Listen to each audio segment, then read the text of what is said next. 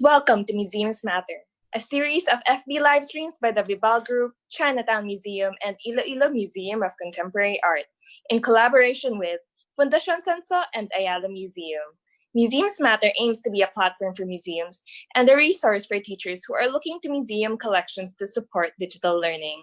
I'm Yuri Tamura, the museum officer and your host for the Museums Matter live streams.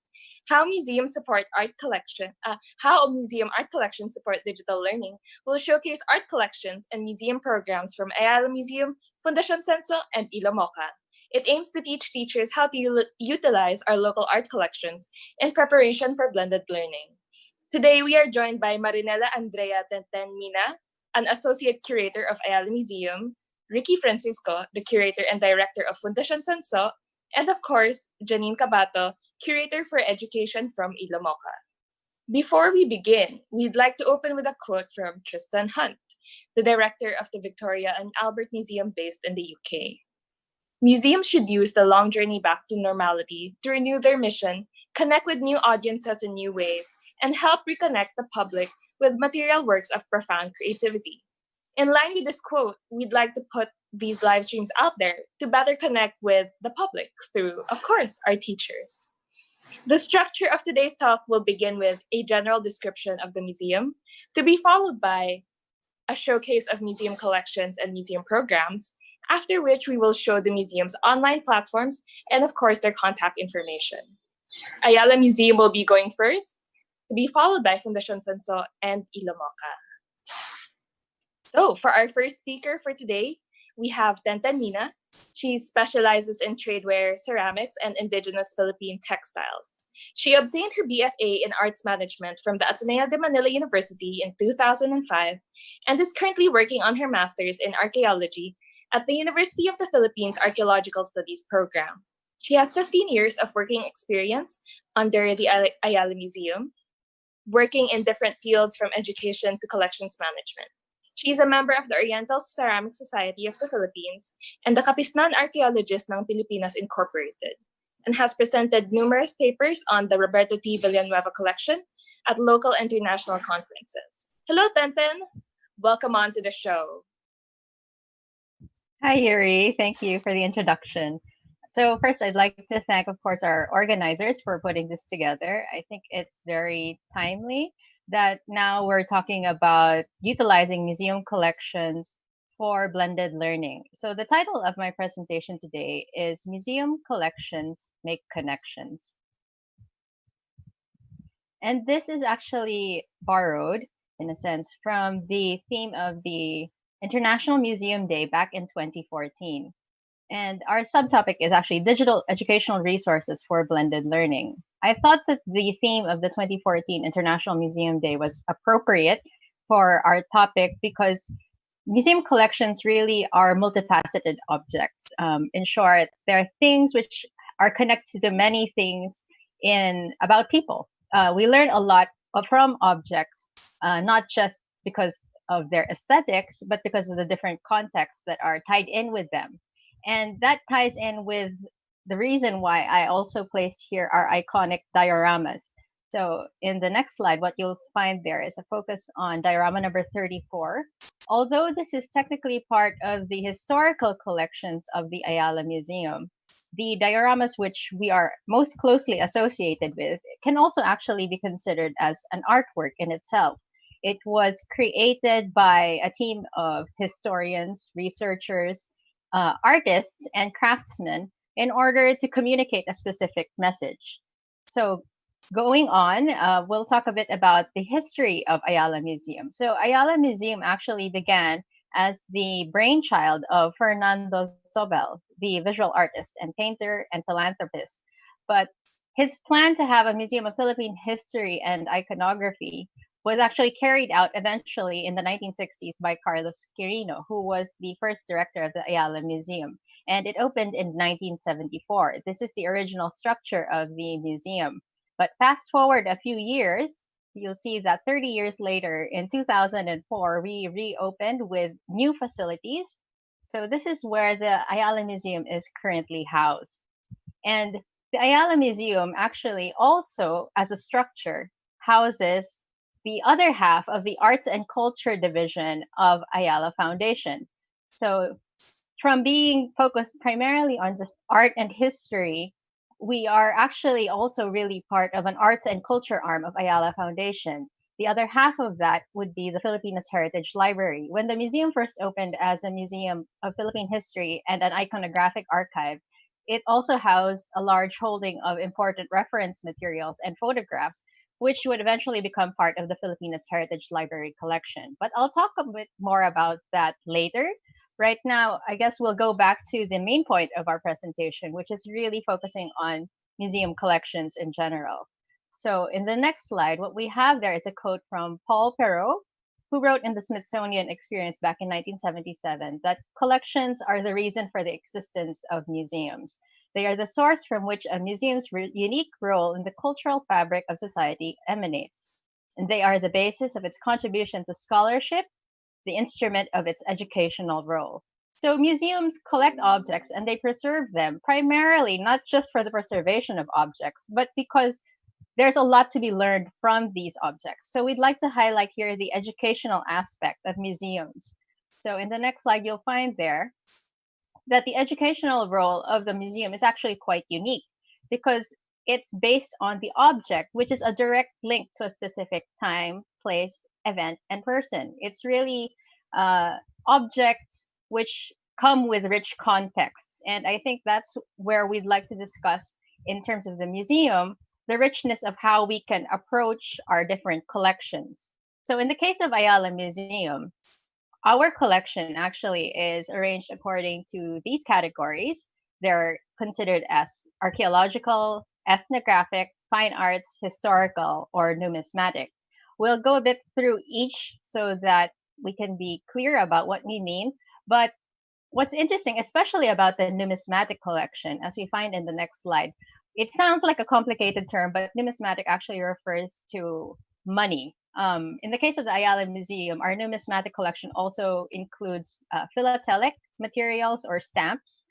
And these are very interesting also because although when we normally think of money, we associate it with history or economics, but these are actually also artworks in themselves because there was a lot of design and thought and context that went into the creation of these. For example, the 5 peso bill that you find on the upper left section, which was issued in 1912, if you look at the design of it, it's quite ornate. But that comes from a different historical period when you compare it to the design of the 20 peso bill, which was issued by the Mindanao Emergency Currency Board during World War II, which is very much simplified. So that in itself already tells us that even how design is executed is very much closely related to its historical context. Because the 20 peso bill at the bottom was actually executed during wartime, people couldn't really sit down to produce these prints, essentially, using very tedious processes. They needed to be able to execute them quite quickly and efficiently. And at the same time, the quality of the paper also varies. And that's also related, again, to the historical context of the time. But these materials are also, in a way, a sense of, well, they celebrate personalities and the government as well. So, for example, in the stamps that you find on the right, you have their commemorative stamps, which talk about the martyrdom, in a sense, of Del Pilar, Gregorio Del Pilar, and at the same time, a commemorative stamp for President Quezon, which was done actually as part of a drive on awareness on tuberculosis, which we know actually was relevant to the story of Quezon's death.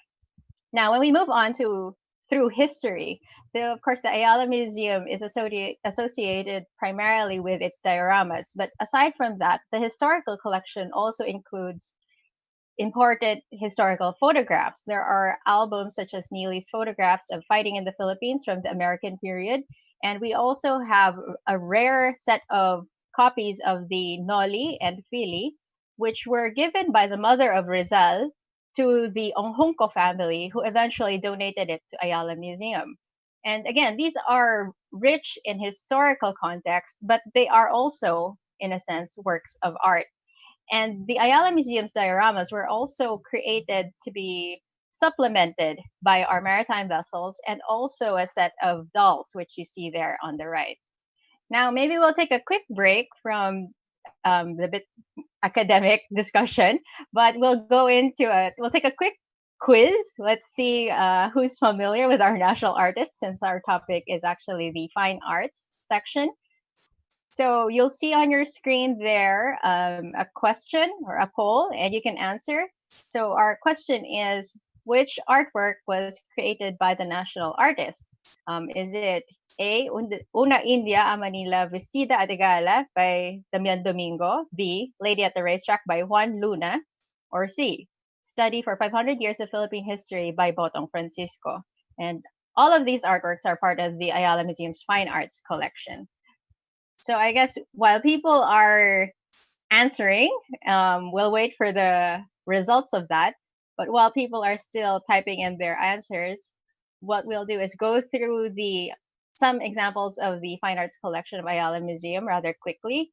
So normally when we speak of art, it's really within the context of how we were trained to perceive art from a Western point of view. And that refers to paintings and sculptures. And these in themselves are also, again, very interesting documents of the periods which created them. For example, you have there the work by Damian Domingo showing how people were dressed in the 19th century Philippines. Beside it, you have the work by Juan Luna, who, although we know is a Filipino painter, actually also spent a lot of time during his studies in Europe. So a lot of his subjects were actually they exhibit European features because he did a lot of these works while he was abroad. And then, quite in contrast to that, you have beside it a work by Fernando Zobel, who belongs to the modern period in the Philippine art history. So while it shows us the different concerns and the different styles of different periods, these objects, again, are interesting because you can talk about them from very different points of view. And beside that, we also have another interesting aspect of the fine arts collection. This is actually a series of paintings or sketches by Merton Brown, who was an American soldier based in the Philippines during World War II. So he was doing sketches of the destruction of Manila.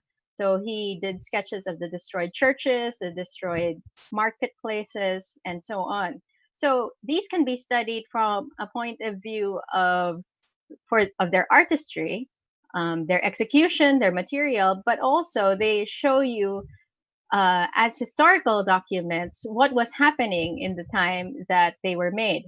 And underneath all of that, we have there a set of studies by Botong Francisco, who is our national artist.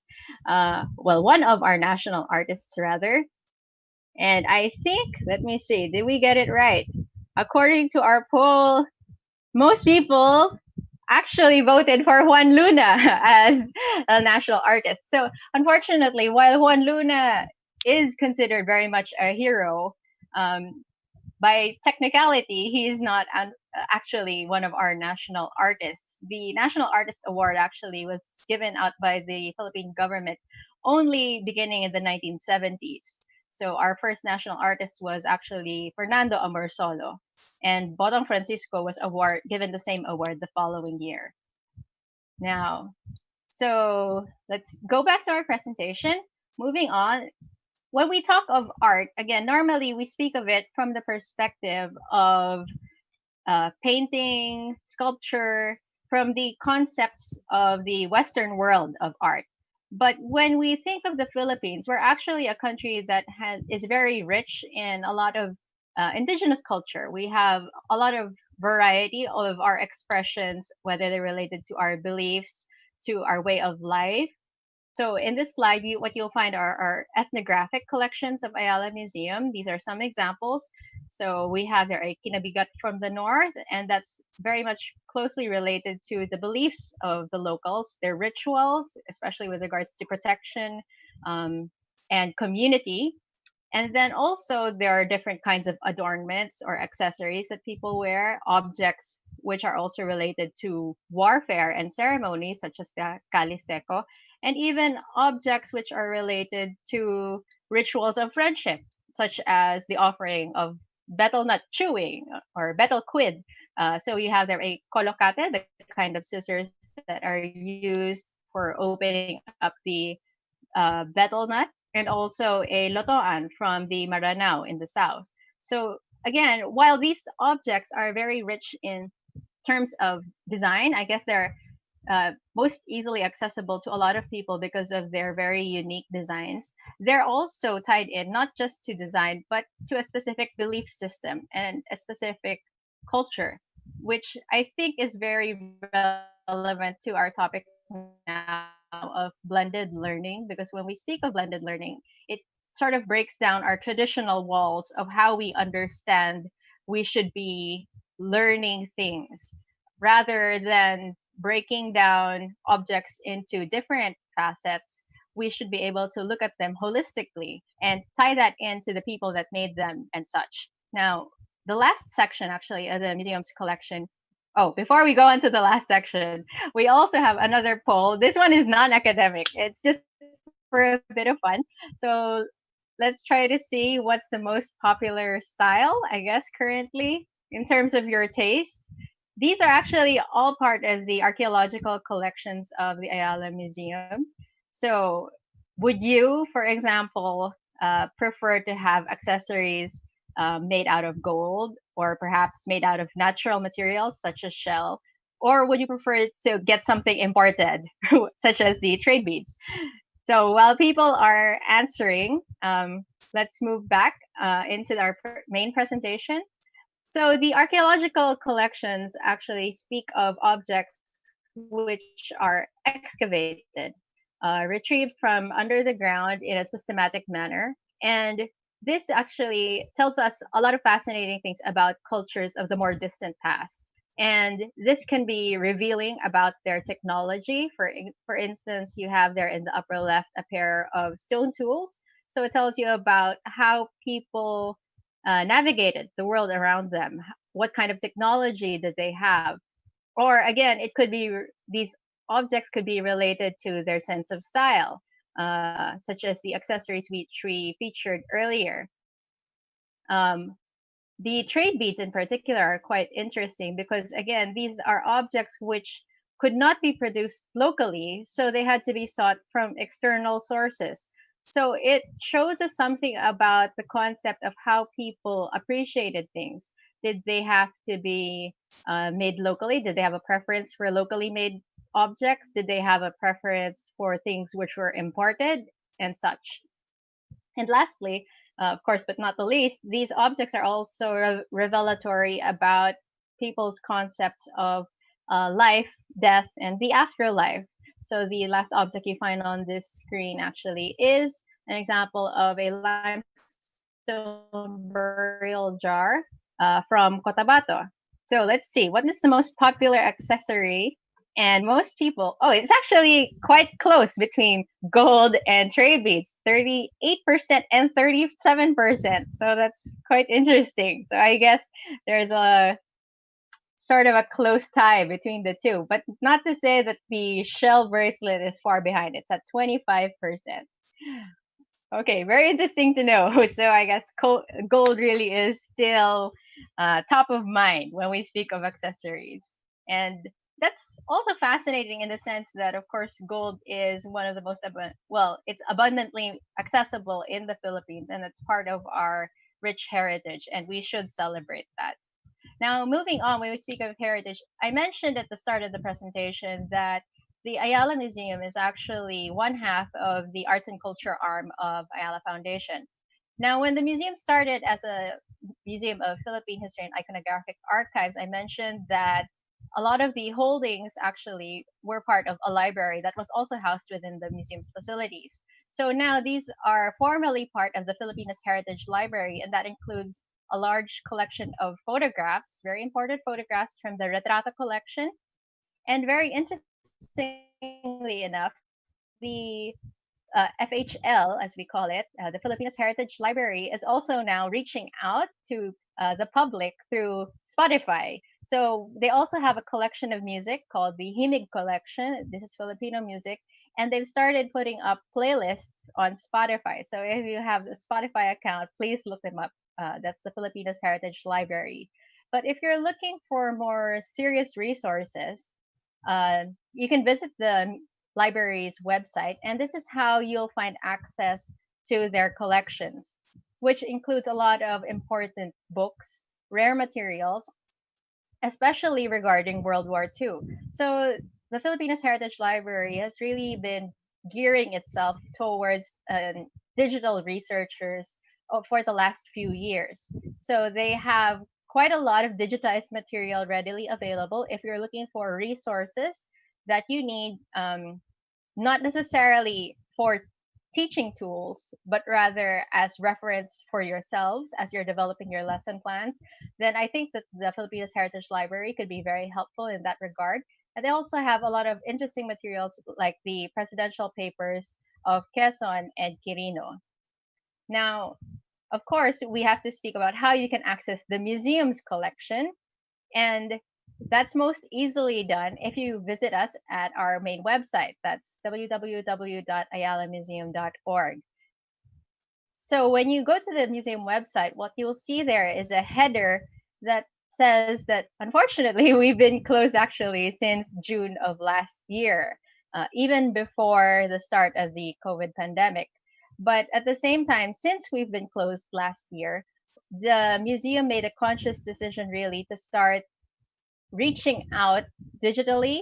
So we've been trying to bring our offerings not just to the public through the museum's physical space, but rather we've been bringing it outside through our Ayala Museum on the Go program, which includes off-site exhibitions. So we traveled some exhibitions to other sites outside of the museum premises. We were in Ayala malls for some time and also in schools.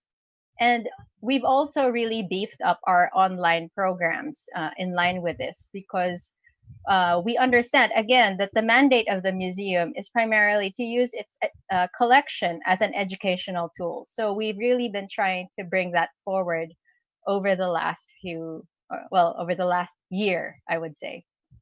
So when you scroll down through our website, what you'll find also is that we have recently reorganized our content to include our Art from Home campaign, our online resources, and educational resources.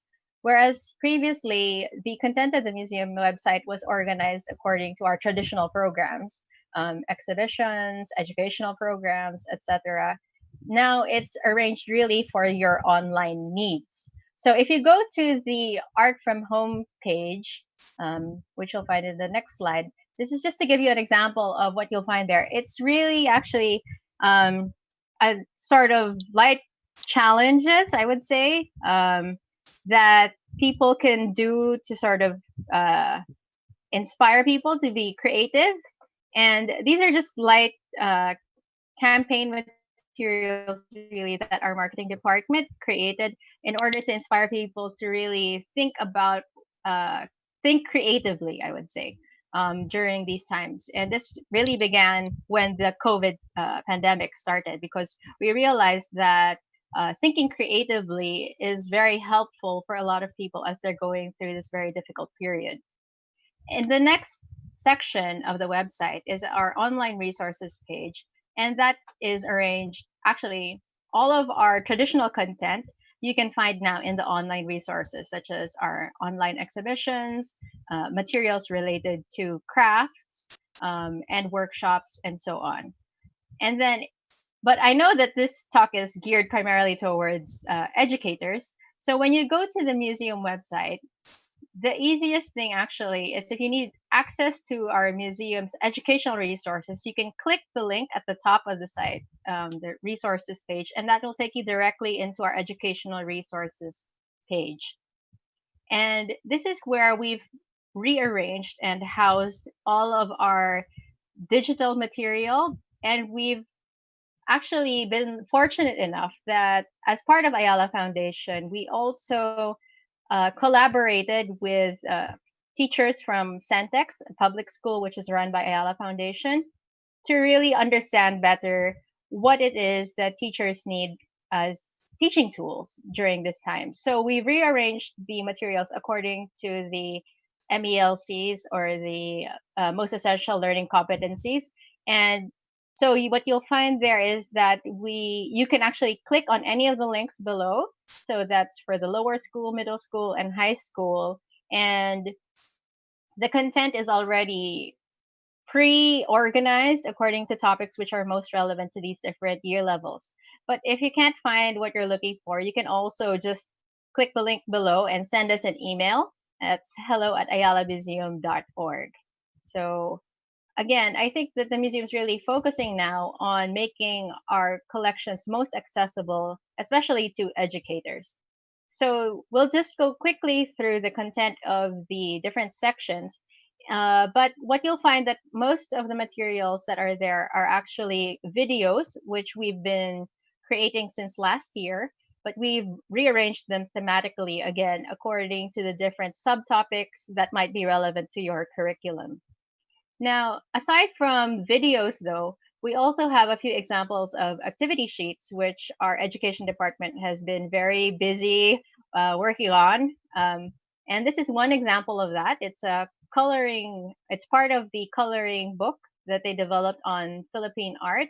So we think that this can be used by teachers of different year levels, because you can again approach it from different perspectives. You can talk about the artwork from the perspective of color, composition, or you can talk about the style, the fashion of the times, or even about Juan Luna himself. So we've included in the page a bit of information about the artwork and, of course, a bit of context as well. So that's a general teaching guide. Now, when we speak of approaching materials from different contexts, I think that there's also one fascinating example that we did before. This was from two study guides, which we had developed in line with our exhibition, Art and the Order of Nature in Indigenous Philippine Textiles. So again, these are materials, these are ethnographic materials, which can be studied from different perspectives. You can look at them from the view of geometry and design, or you can analyze them from the context of the people that made them, or the weavers. So we'll just go quickly through the contents. These guides were developed specifically in line with that exhibition, but right now we are focusing on translating the content of some of the study guides which we had developed prior, and being able to make that available to the general audience also on our website.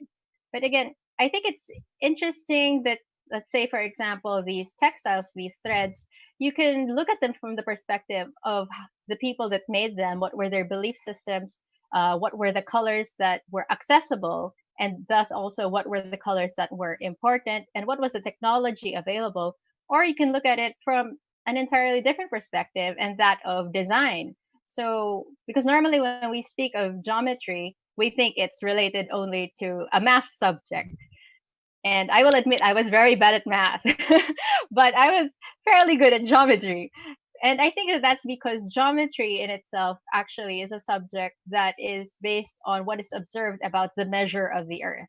So it's something observable and something that can be translated into design. And it's, again, reflected also in terms of symmetry in our material culture. So these are just a few examples. And then I guess to close, I also have here a short video just to give you an example of what we have available on our YouTube channel. And I'll just ask them to put up our video.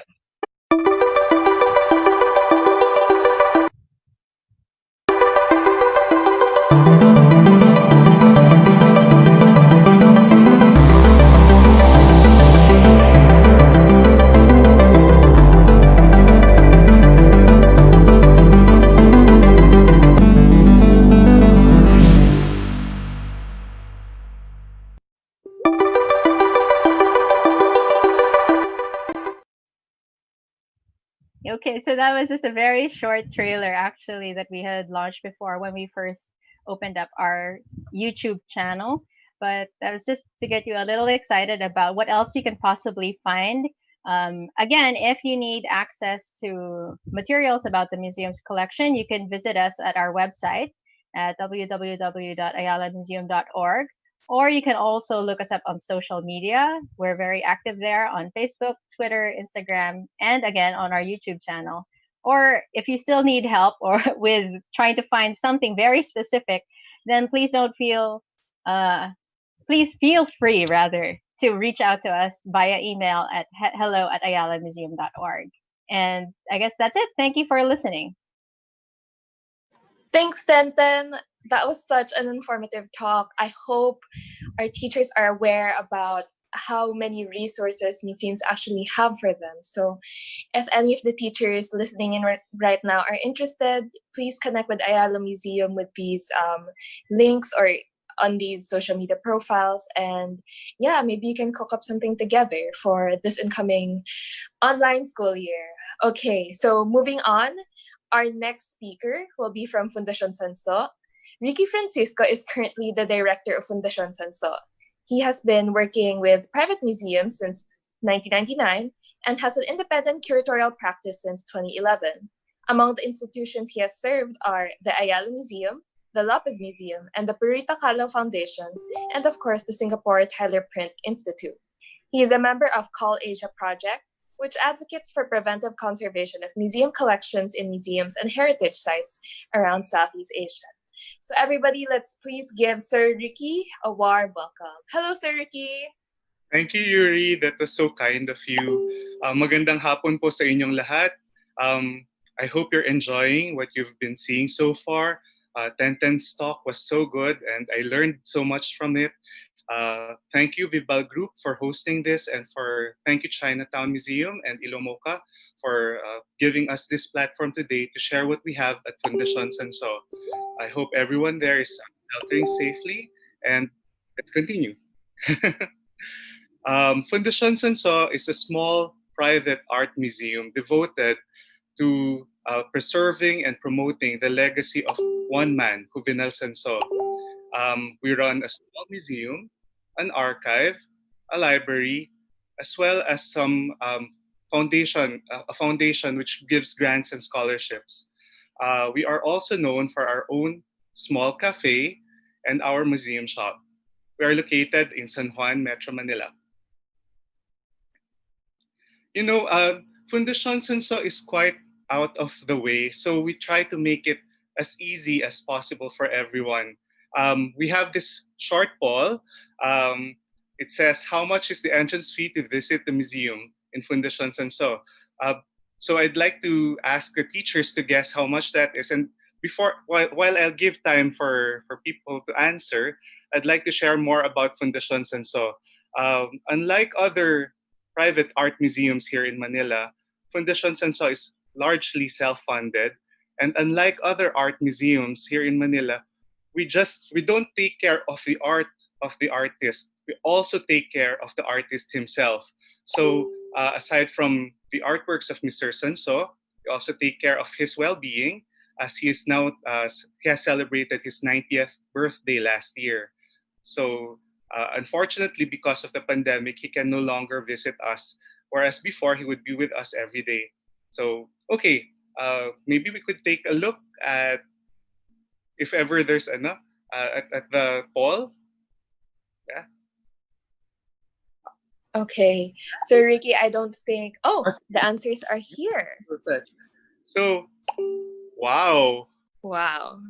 Okay. Actually, the poll is okay. The poll says that we have 38% who said that it's free. Yes, you are correct. Fundación Sanso has been offering free entrance since 2019. We believe that art should be for everyone, and we don't want to let entrance fees be a deterrent. So we like to reach out to various audiences, and one of the ways that we do that is giving free entrance to everyone. We are open usually from 10 a.m. to 5 p.m. Monday to Sunday. However, during this pandemic, as much as we want to open, we're only open online. Okay. Well, the museum collections is largely the artworks of Juvenal Senso, whom you could see in that slide. He's the man being awarded uh, at the right with the Cross of Isabella. Mr. Senso has been doing artworks for 70 years. He is a Spanish citizen by birth, but he grew up here in the Philippines from 1932 up to the present. He has resided in the Philippines on and off, and he is recognized by the Philippine government with the Presidential Medal Awards. It's the highest award that a foreigner can get. Spain also gave him the Cross of Isabella, and France knighted him as a Knight of Arts and Letters. He is exhibited and collected by museums worldwide, and we are very lucky that he chose to have his own museum here in the Philippines. Fundación Senso houses approximately 700 paintings from 1948 until 2012. We also have some of his drawings and prints. We have 60 etchings and fine art prints, which should not be confused with commercial prints. Fine art prints, like etchings, are original and authentic works that the artist himself has made, and they're considered multiple originals. They made, unlike a painting, which could be just one unique work, print is an original work that is numbered and signed and inspected by the artist himself. So aside from the prints, we have 2,300 slides, 1,500 fine art photographs done by Senso. Not many people know him to be a photographer, but he is. And we have around 1,000 opera set and costume designs. We have another poll. Can an art print be an authentic work? So I'll let you answer that while I share an anecdote. We went out one day. Fundación Senso had a booth in Art Fair Philippines, and a collector approached us and asked us, "Is that work by Juvenal Senso?" It was an etching from 1955. And we said, "Yes, it's an etching by Juvenal Senso." "Oh, but that's not a real work, no?" No, it's by Juvenal Senso himself. Inukit niya po yan sa copper. He drew it on copper using acid and metal tools, and then he printed it on paper. But that's a print, sabi niya ganyan. That could not be an original work. Oh no, sir, it's an original work. Parang pera lang po yan. If you have 100 pesos printed by the Philippine government, it's still 100 pesos. Kahit na magpalit-palit kayo ng 100 pesos, it's still 100 pesos. It still has its own value. It's still a different 100 pesos from a fake 100 pesos. A real 100 pesos has value. It's authentic and it's original. Tara, let's see the poll. Maybe we could check out what the poll is on this. Can an art print be an authentic artwork? Okay. Wow. I'm very happy to see that 93% of our teachers believe that an art print is an authentic work. Tama po kayo. I'm very glad that we do not have that misunderstanding that prints cannot be original and authentic. They can be if they are fine art prints. Moving on, I'd like to share with you that we have changing exhibitions in the museum. We have several types. So we have changing in-house museum exhibitions, which could be thematic Juvenal Senso exhibitions, purely our collections, or sometimes we invite contemporary artists over to react to the collection. So on the right, you will see a contemporary art exhibition, and we do that in order to give new meaning to the collection so that the collection is enriched by interpretations of other artists. And it's also one way to attract an audience. A lot of our audiences visit us because our changing museum exhibitions are only for 2 months on the average. We also visit other museums and have exhibitions outside.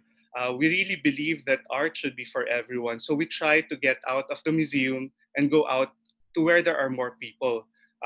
At the left is an exhibition we've had with Lopez Museum. And that was in relation to their collection because they also have a very strong Juvenal Senso collection. We've also had exhibitions with Ayala Museum, the Purita Calao Ledes Museum, the Vargas Museum, and we also have exhibitions offsite, like in malls. So that way, we get to promote the legacy and of Juvenal Senso to everyone. Next slide, we will take a look at another type of exhibition. We've already started with augmented reality exhibitions as early as 2019. We really wanted to do that so that we could go to schools. However, so we have those types of, if you take a look at the right, those are movable panels which can be transported to schools, and they have their own lock and key, so we can keep our high resolution reproductions inside during at night, and then during the day we could bring them out and have exhibitions in the schools so that students can get to see his work. However, due to COVID, this program had to stop. Next slide, please. Okay, because everyone is now online and we cannot go out most of the time, we were able to work out with our guest curator, Dr. Dayang Iraula, our first online curated exhibition. This current curated exhibition is called the Mutation Series. It's a reaction to the painted slides of Juvenal Senso. And we've had guest artists, Annie Pacanya, who created moving images in relation to the slides. And we've also had Tad Ermitaño, Rubber Ink, and the children of Cathode Ray to create sound. So if you have modules that are related to media art or sound art or video art, you could take a look at mutationseries.adformarchitecture.com. It will be on until December. And we could create programs with you if you just contact us. Next slide, please. So this is what you'll be able to see.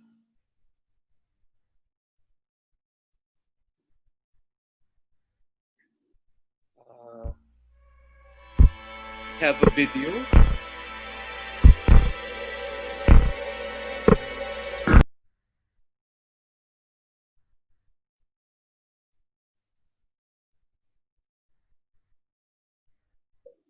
Okay, next slide, please. So aside from our exhibitions, we also have a very important role in authenticating artworks by Juvenal Senso. Since we take care of his legacy, it's important that we weed out forgeries and fakes. At the left, you will see a lot of the works that we've been receiving. These are fake artworks that are being passed off as the works of Juvenal Senso. This will harm his legacy because they are not his. And on top of that, because there's a really brisk trade of artworks by Juvenal Senso, even our certificates of authenticity are being forged and faked. Telltale signs of certificates of authenticity that are fakes are wrong spellings, such as at the right, you can take a look, or the logos are handwritten. Our logo is the signature of Juvenal Senso himself, and this is one way you can tell if it's not by him. Okay. Aside from the authentication program, we also run exhibition-related education programs. This exhibition was in partnership with contemporary artist Linky Sumbing Ramilo, where she had a library of wood from old houses. So we were able to work out a lecture series with 30 librarians on how they could use archival and library materials in part to exhibit in their schools. We're open to collaborations also with the art community. So we have this Senso Idea platform, which is a very flexible platform, and we have several communities and ideas that we stick to. One of them is with the art community. And a project of this is the Art in the Garden, which is basically inviting young artists over to our garden to have a selling exhibition of their works. Everything is below 10,000 pesos. And in this way, the artists get to to know their collectors, and vice versa. The collectors get to know the artists themselves. So we've had 2 of these programs last year, and perhaps we will soon migrate it online at the end of the year so that we can continue doing it. Another Senso Idea platform is focused on museums. We've had the chance to work with professionals like Ethel Villafranca to do a fundraising workshop for museums and not-for-profit institutions. We also created other platforms for museums, such as art handling workshops, where we've had our own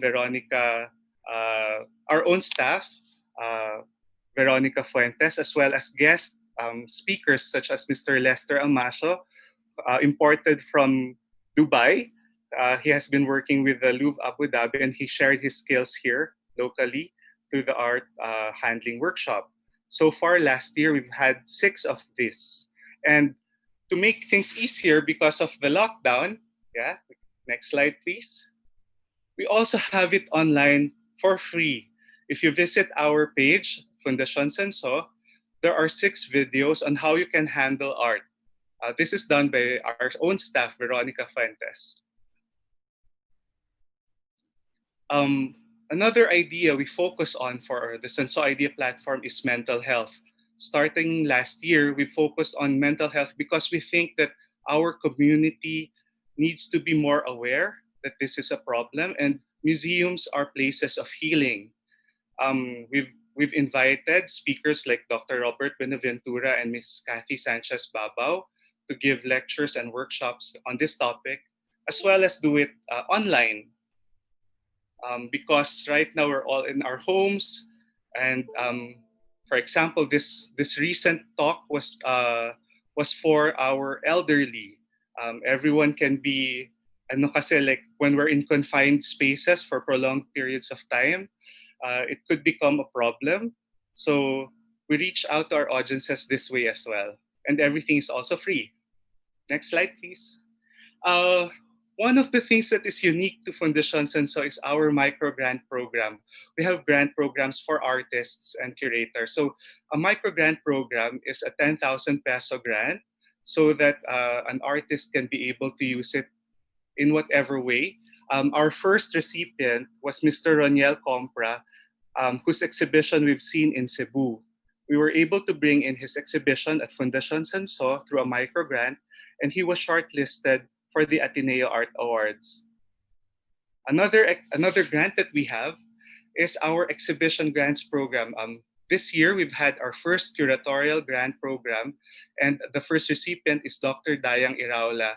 And we've explored the painted slides with her because she focuses on sound art mostly. And we've never done sound art in the museum, so we were very lucky to have her. And her exhibition can be easily accessed through the link provided earlier. The last grant program that we have is a scholarship program.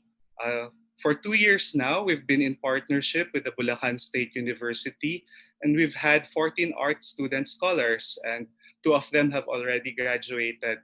We provide them with stipend for their works so that they could create works, and then we give them the chance to exhibit in Fundación Senso once a year, and their exhibition is covered by our media partners, and we help them go into galleries so that they become full-fledged artists. Aside from the students, we also work with their teachers so that their teachers are updated in their skills regarding art teaching. Yeah. Next slide, please. Yeah. So please visit us at Fundación Senso. We have the Facebook, Instagram, and YouTube. And please email us. We're open to suggestions and collaborations. You have our email there and our telephone number. Thank you. Thank you, Sir Ricky. Okay, so you heard it from Sir Ricky himself. If you like any of the Fundacion's programs, please feel very free to get in touch with them. They're very, very willing to work with you all. And yeah, let's move on to our next museum. So our next museum is, of course, Iloilo Museum of Contemporary Art, which is also a host for the live stream. So for Ilomoka, Janine Cabato, the curator for education, will be the one to give the talk. So, Janine Cabato is currently the curator of Chinatown Museum at Binondo and Iloilo Museum of Contemporary Art at Iloilo City. Sorry. She has previously worked for the Galion Museum at SM Mall of Asia and NCCA sponsored art festivals at Mindanao. Before putting up the Spark Museum at the La Salle Santiago Zabel School, she utilized her teaching license to share her love of art to high school students. She has an art management degree from Ateneo de Manila University, and she is in her element when immersing in creative projects, museums, and education. She is, of course, most happy when she is with her dogs or in her hometown of Zamboanga City. So, everybody, let's please give Janine Cabato a warm welcome. Hello, Janine. Welcome on, or should I say, welcome back to the show. Hello, Yuri. Thank you for having me back here. I will give you a brief description of Ilumoca's collection and museum programs. But first, I would like to check if we have viewers here who are from Iloilo. Who has been to Ilumoca? Please comment below. Kumusta mga taga Iloilo?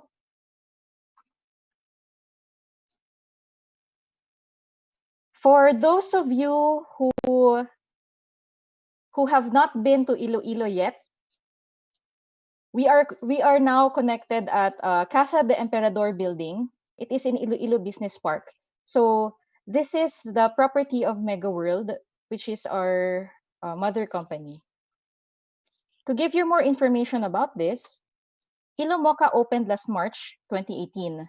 It is the first museum of Mega World and also the first museum in the Visayas region.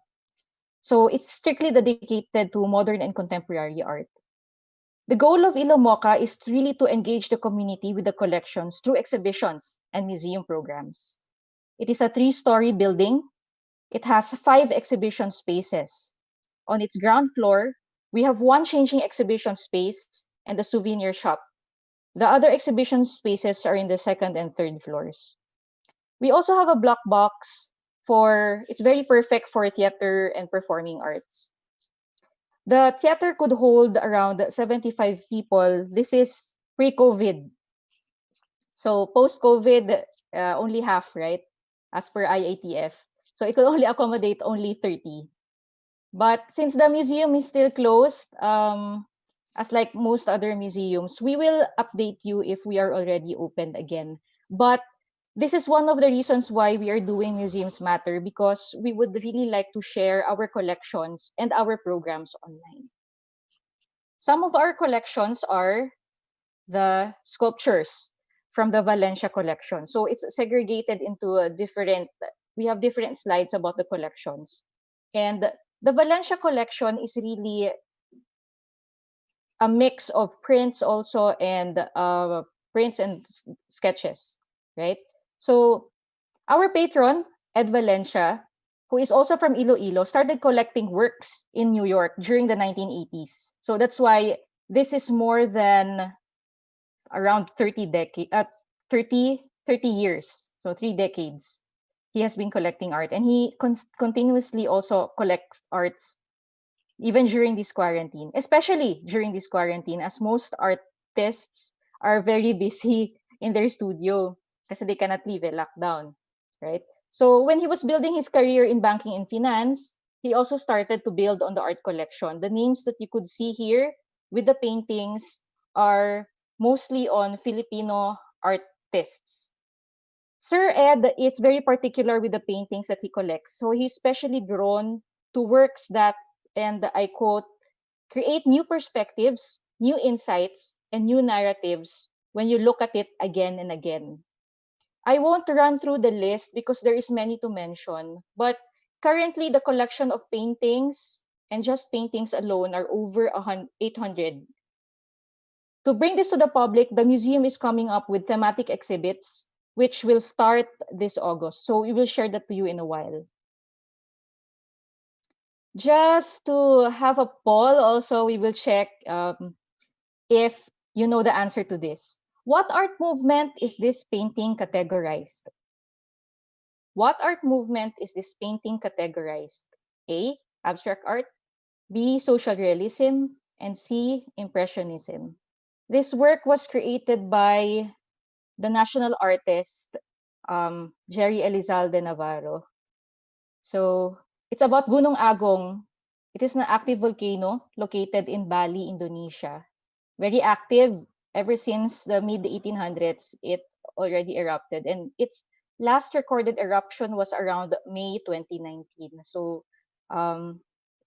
if you don't know what Gunung Agong is, you wouldn't even know that it's a volcano. The artwork is very colorful. All right. Answer below, please. We will see if you got it right. Teachers, I'm hoping that we have the correct answers. And okay, 64% of you answered correctly. The answer is abstraction. So it's abstract art. You can see that it is not a realistic representation of the active volcano, and it is done in representation of colors, shapes, and lines. Very happy that that was correct. All right. So going back to the collections, we have around 100 paintings created by international artists. Most of these works really were collected by Sir Ed when he was in New York during his stint in the banking industry. So right now, Sir Ed is based in Iloilo. So we also have sketches and drawings. And in the coming weeks, we will also be making these collections accessible to the public through our online platforms. Most of our prints are also in, but we would really like to share with you what the Valencia family has, because they would like to leave a legacy, not only to the city of Iloilo, but to the arts community. And actually, while we're going nationwide with this, we would like to share it to the entire country. Okay, so I will be sharing with you our past exhibits. This was done by Sir Ricky, who was our previous speaker, and this was last year, right? And then we also have Tai Hope, which we collaborated with the first solo exhibition of Noel Elicana. Noel Elicana is a grant awardee of the 2018 Metro Bank Art and Design Excellence Award. So he also won for this coming, he was nominated for this coming year again, right? Our other artists that we also exhibited was on Ariel Zambrano, who is Iloilo based. And you could see here that Ariel is a social realist artist. This is his installation, which is entitled Calm Surface, Intense in the Underneath. It is composed of 34 concrete casts of the artist's own two legs, and surrounding the installation are artworks, paintings about the working class. So you have construction workers, farmers, pedicab drivers. This Hulot Gallery is located in the ground floor of the museum. We also have collaborated with Sir Danny Alvarez. He is from Yushchenko Museum, and he was our guest curator for the Connected Worlds of Contemporary Art. Right. So sometimes we bring in artists from Manila. We also have we showcase artists in the Visayas region, of course, and in the future we would also like to showcase artists from Mindanao. Right. For our museum programs, pre-COVID, we had Aigali. These are lectures on music, visual art, and theater and literature. So we also had artist talks and art workshops, which were held in the box. The box is our theater facility within the museum. When we shifted online, we would really like to engage the public more. So we created Ilomoka Art Club, and Ilomoka Art Club is really geared towards having the community put in artwork. So we bring in daily prompts during the weekdays. So there, this you could share to your students and let your students know that we really want to see their creative works online. Part of our online programs too especially on Facebook and on Instagram, is Artist of the Day. So these three artists are one of our top artists that people engage on. Si Christopher Basileño, we have Leo Gali, and Richard De La Cruz. So we also got a number of features from international artists there. This is an ongoing campaign. It's an ongoing program. And we make sure that we really tap on the creative community. Right. So one of our programs also, of course, is Museums Matter. All of these, the videos that we have from the past two lectures and also this lecture, we're putting it in YouTube. And we would also like to see you again for August 1. I would like to share that for August 8, we will be including Ateneo Art Gallery and also the MCAD of Benilde.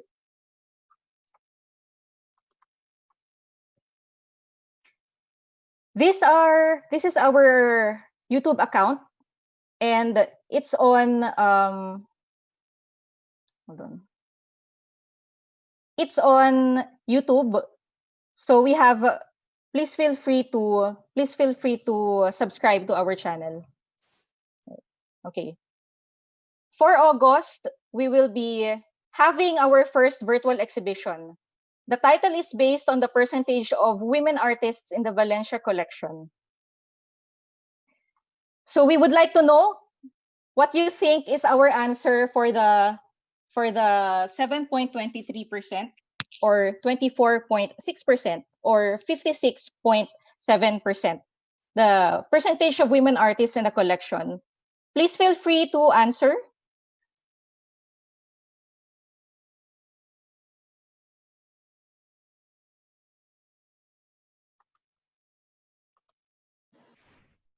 You We heard Miss will- Ja. Please feel free to answer down below in the comments or at the poll.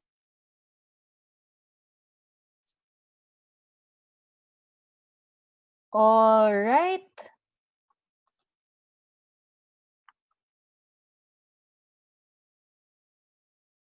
Let's see what you have. A lot of people answered 24.6%.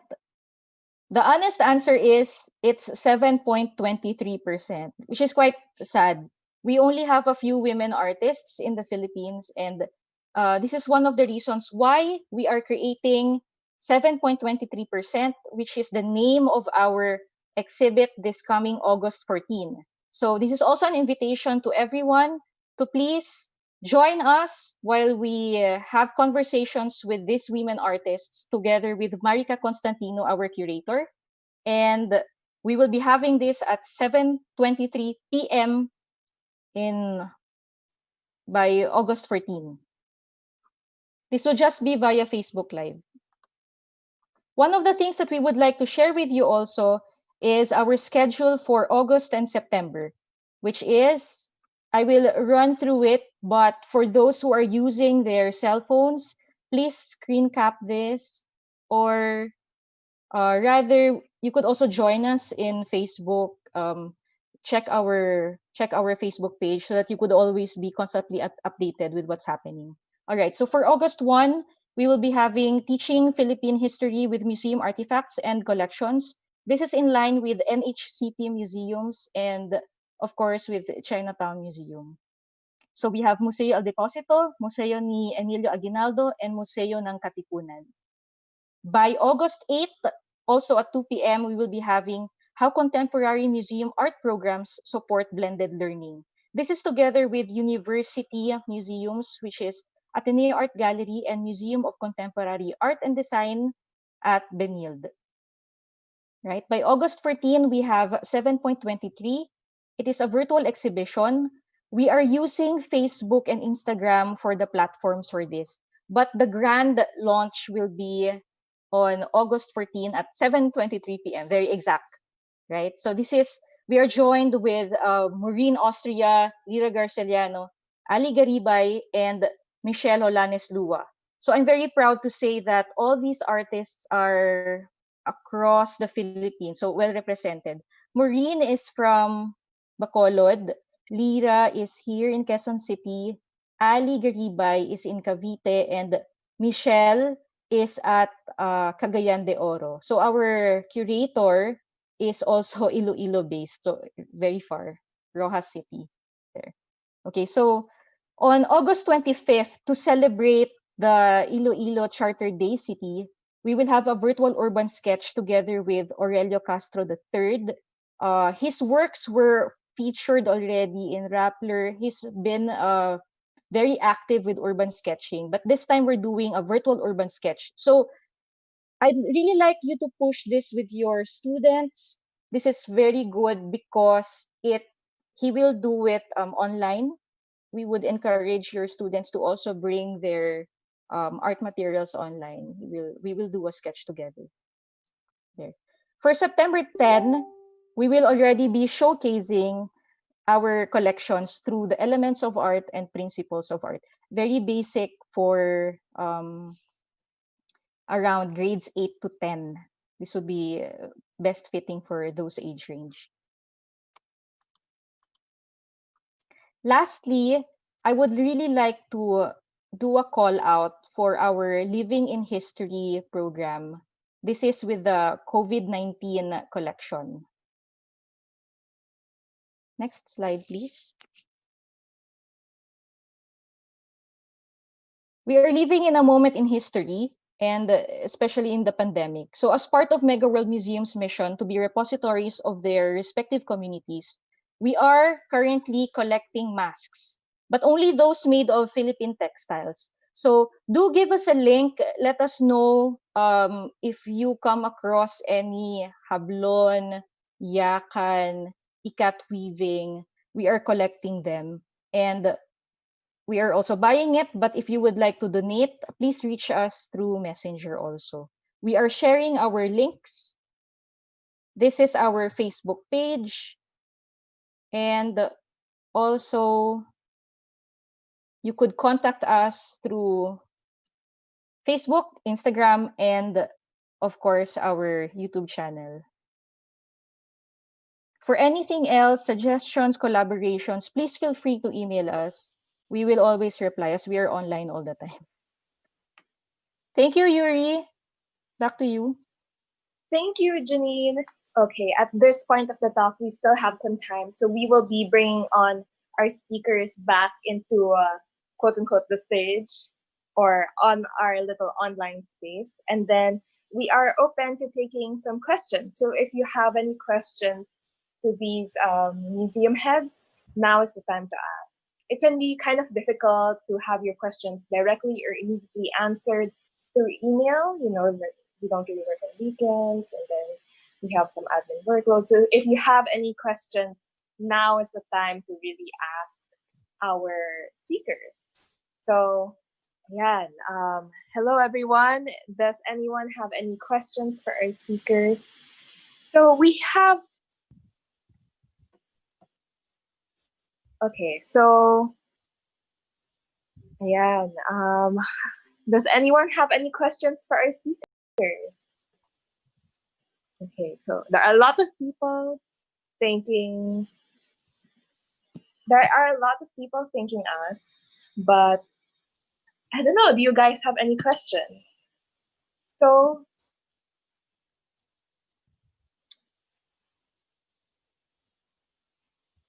okay. So habang wala pa tayong questions, I have a question. How are you all doing with the digital online shift? So I know it's not easy because no one was prepared. It just happened and then we just had to deal with it. How have you all been doing with the digital transition? Maybe 1010 from Ayala Museum would like to start. Okay, thank you for the question. I guess I mentioned that in a sense, we're fortunate enough that we actually started to boost our online presence really last year when we closed the museum for renovation. So since the museum has been closed, we have already been actively creating content for the public through our online channels. And that's how a lot of the videos and educational materials, especially on YouTube, was developed. Although we're still continuing to develop some new material as well. But I think that one of the things that we really shifted towards now with the COVID pandemic is that before, while we were offering our programs online, and it was really to a more coincidental audience, because main audience really as a museum was still our visitors, the physical visitors of the space. But since because of the COVID pandemic, a lot of people have started to focus really on accessing museums digitally. Then we've started really to rethink what kind of content we should be making, rather than thinking of just general exhibitions. Rather, right now we're focused on really working on educational material again for teachers, and also especially for parents who have their families, their kids who are at home, especially parents who are working. We know that they're dedicated to the education of their children, but they might not necessarily have readily available tool set to aid teachers also in that aspect. So that's why we've sort of shifted in that direction. But generally, we have been online, I guess, even as much earlier. So it's just that we've sort of had to think of particular, or rather very specific audiences now that have different needs. For us at Fundación Sanso, we were very lucky because we were preparing to go to schools. We were preparing to bring the museum to the school because we are in San Juan, which isn't very accessible. So when the lockdown happened, we already had 360 videos that we were able to upload online, and we had a very how do you say this? Our guest curator was very quick on her feet, and we had an online exhibition during the ECQ. So in that sense, we were somewhat fortuitously prepared.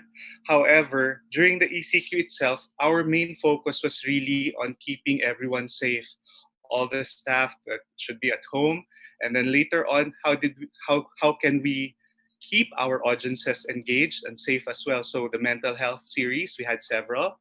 And then we also uploaded a lot of activity sheets. But I learned a lot from 1010 today. So we will be organizing those in albums, perhaps, so that teachers may be able to access them much more easier. Yeah. So right now, we're continuing our inventory, even though we are not open to the public. We're continuing our inventory so that we could be able to create better exhibitions when finally the GCQ is lifted. And we're also continuing our authentication services in our with our skeletal staff. For that, though, you have to create an appointment. Okay. Thanks. For Ilomoka, we were not really prepared. And then what happened was we had to look through the collections to be able to come up with something online because everything is moving then. And looking through we think the quarantine schedule is really going to be prolonged all the way up to at least early next year. So that's why, as much as possible, we're really trying to fast track a lot of our collections and our museum programs online. I think this is the case for most museums also. And good thing that we have a very active team in Ilomoka and also in Chinatown Museum. So there. You will definitely, if you log on to our Facebook page, we will be adding more programs up. There, Yuri. Okay, so we have quite a few questions coming in. So one of the questions is, do you have any printed materials that we can utilize in our lessons as supplemental instructional materials? So currently, well, because we're all under lockdown, we cannot just give you printed materials. But does anyone want to answer if you have materials that can be easily printed? Yes. Go ahead, Ricky. Well, for us, we could send some of the catalogs that we have for our online exhibition, which is a sound art and motion art and media art, so that we could send catalogs to you with the USB of the artworks so that you could use it in school. Just send us an email and we will take care of sending it to you. Okay, Tantan? Yeah, for Ayala Museum, again, if you check out the educational resources page on the museum website, you'll have to go through it a bit, in a sense. If you look through the different topics, you'll find there the listing of the available materials. Some of it is video, some of it is printable materials. So, for example, the coloring books, you can print that out. We are also developing some additional teaching guides, I suppose. Again, as I mentioned, we're also translating again the study guides which we did for the exhibitions before. We're reformatting them. So the development of content is constant. But if there's something specific that you're looking for, then please feel free to reach out to us and send us an email. For Ilomoka, we are currently building on our website, and part of that also is creating activities where it's easily downloadable in PDF form so that it's easy to print, right? So we've been working with Kublai Milan for the coloring books, and we have also activity books there. But that will be in the near future. Okay, thank you for your answers. So I hope to whoever asked that question that we managed to give you some guidance on that matter. Next question. What link can I go to access and download educational materials, particularly on Philippine art history? So I think this was also answered in the previous question. So you can either email the respective institutions or you can go to their websites to check out what they already have uploaded. Okay, we have an interesting question over here. So art/museums have always been associated with the elite. Do you believe that it has become mainstream now? Thank you. So, Sir Ricky, I think... Yeah, I'm very happy that someone asked that question. I used to believe that too. I grew up in Baguio, and the museums there were often very intimidating. When I went to Manila and started working for Ayala Museum in 1999, that perspective changed a bit. And right now at Fundación Sanso, we are trying to change that perspective by going to malls, going to schools, and letting people enter the museum for free. So art is for everyone. As much as it is a human expression, it is for everyone. Yeah, Second the motion. Yes. Yeah, I'd like to add to what Ricky said. I think when we talk about museums, we normally think of big, intimidating edifices, no? But when we talk about the content of the museum, it really is related to the human experience. So the way that we understand the world is something innate to us all. So it's really a matter of allowing access. And there are different levels of access which museums have been working on. Of course, first and foremost is the physical access, but our educational programs are also a way of allowing better access to our collections and the great content that they're tied with. Okay, Janine, do you have anything else to add, or do we move on Yes. to the next question? I have something to add. Go. Just recently, when we talked to our art patron, he did mention